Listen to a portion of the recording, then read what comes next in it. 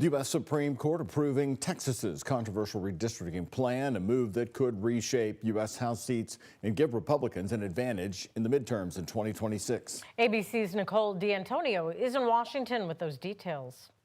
The justices ultimately rejected the lower court's findings, saying race was not the driving force behind the new Texas map, and that Texas lawmakers were instead motivated by partisan goals. The Supreme Court allowing Texas to move forward with a newly redrawn congressional map for the 2026 midterm elections, despite a lower court ruling that the map likely discriminates on the basis of race.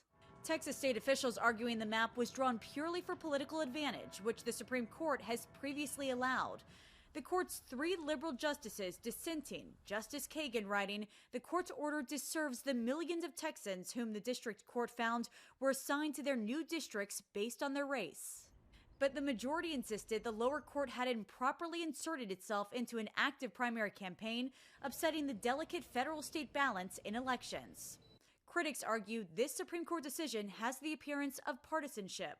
Over the last year, the Supreme Court has repeatedly issued emergency orders that have set aside existing law and the careful work of district courts when asked to do so by the Republican Party.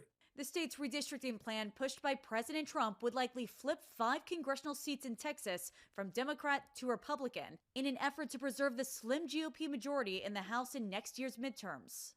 Texas Governor Greg Abbott says the new maps better represent Texas voters, writing on social media, quote, "We won. Texas is officially and legally more red."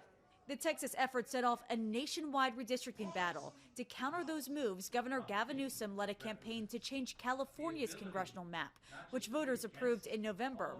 The Trump administration has since sued California to block that new map, even after praising the Supreme Court for keeping the redrawn Texas map.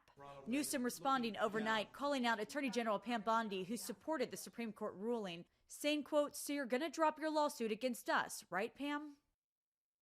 The Texas decision sets the stage for ongoing redistricting battles in states around the country, with both Republicans and Democrats vying for more seats.